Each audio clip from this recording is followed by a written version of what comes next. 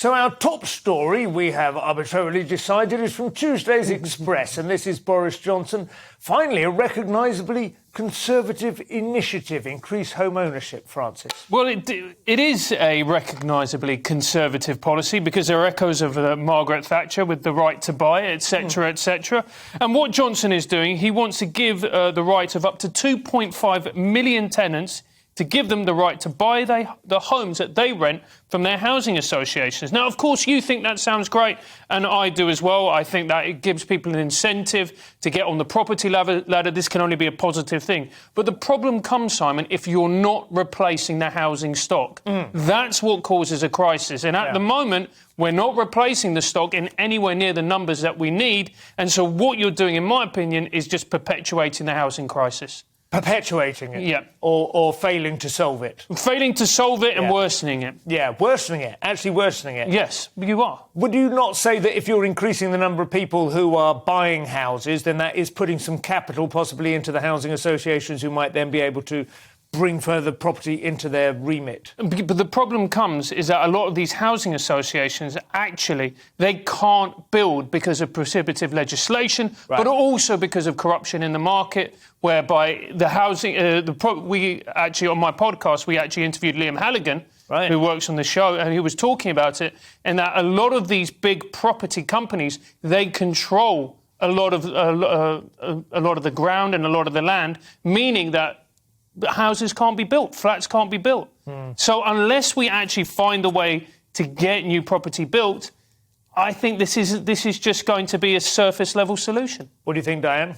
Well, I think it's very nice that you could have the opportunity to actually buy your house and then put up your own horrendous wallpaper, which is always a positive. You move away from blue tacks and into raw plugs. That's the major sort of life change. That it is, isn't it? Yeah. Or when you go, do you know what? I'm fed up of white walls. I actually want to have a wall with some colour for once in my life. And also become obsessively interested in the property market as a source of your possible pension. Yeah. But suddenly you have a whole new thing to talk about, you know, with parents and other people and people who already talk about this kind of thing. You start noticing when kids are mucking about outside the house.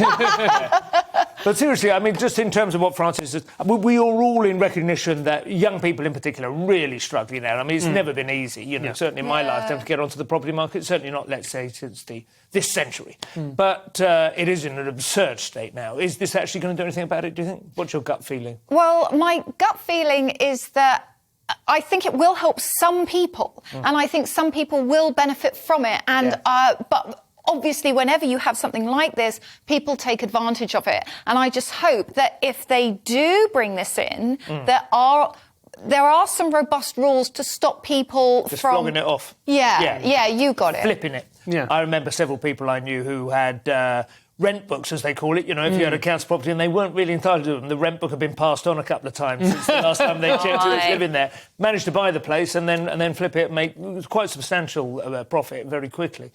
And it does make you feel a bit cynical about the whole thing. But obviously, you're right, Francis, there needs... Well, I say obviously, but I concur anyway. We need to build more properties. The trouble is, I do think if the market is really allowed to work and allowed to, you know, work its magic, its Adam Smith invisible hand magic, what should happen is that London property prices would put people off from living in London and seeking what they believe to be, you know, the best jobs.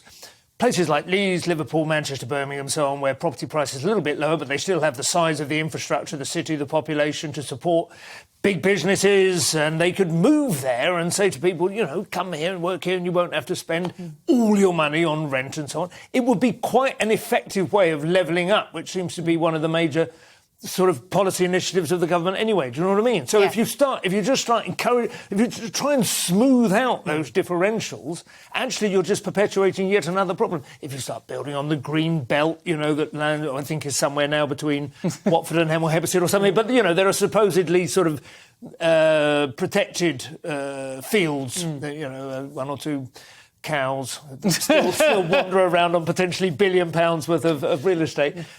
I don't know. I think the market could actually solve this if it was left to its own devices. Simon, I'm in complete agreement with you, and I actually do think the market can solve this. But the problem is that the market is not being allowed to solve this. Exactly right. And when that happens, what you what happens is that you have a population which is continuing to grow. You have more and more people coming to this country. Therefore, the demand for housing is going up. But if you're not building, you're not solving it.